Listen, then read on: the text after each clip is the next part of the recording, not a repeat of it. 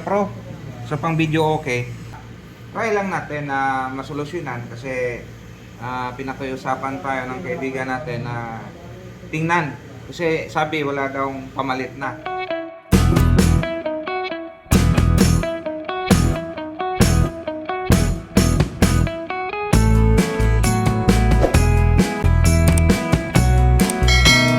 Ngayon dito, ito, i-ano ko lang sa inyo. Tara. So ito yung mga preamp niya, tapos yung dito ang galing sa IC na to papunta diyan, tapos yung source niya nanggagaling dito sa decoder na to.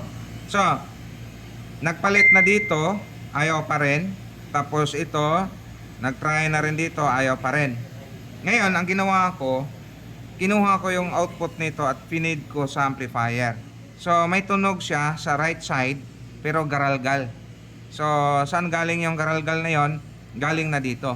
Kaya nga, ang duda ko, kasi pag IC kasi mahirap i-check kung di i-actual natin.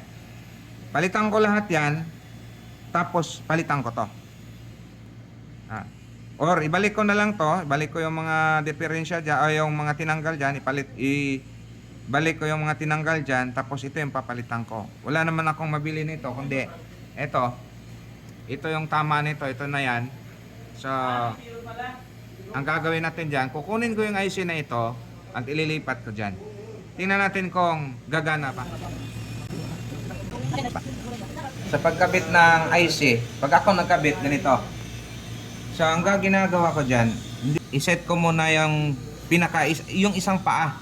Tapos, titingnan mo kung tugma na yung isang paa rito, doon sa kabila at saka dito. Pag nakita mo na tugma na siya, ilalak mo na siya. Hinangan mo dito, hinangan mo dyan, hinangan mo doon. Tapos, pwede mong isa-isang hinangin yan, kung kaya mo, or i-hot air mo. Okay, so ito na yung pinalitan natin. Ito yung, I think ito ay decoder IC. So, ibig sabihin, sa audio to, decoder IC ng audio. So, pag wala to, may problema to, walang tunog dyan. Ngayon, pinagkukuha natin to, ito yung problema nito. Sabi ko, ito yung processor na yung diagnose ko. Kaya, kinuha natin yung IC na yan. At, nilipat natin na sana yun.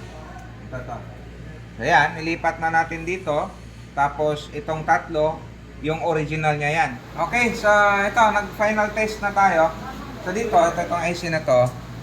Kasi nung nagpalit tayo nito, lumakas ng tunog, meron ng lumabas na maayos. Problema, garalgal.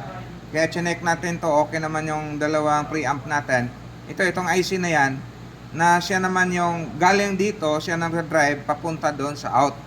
So, ngayon, ito, pinalitan natin yung kahoy din natin doon kasama niyan. So, nung pinalitan natin, tingnan natin kung ano nangyari. Malinaw na, hindi nagaralgal. So, ibig sabihin, nagtagumpay tayo doon sa sinatsambahan natin na walang audio. So, ibig sabihin doon, hindi lang pala pwedeng preamp lang ang palitan. So, yung decoder niya, tapos yung driver doon na yung IC na nagdadrive doon sa dalawang preamp natin. So, yan na, okay na siya. Natsambahan natin.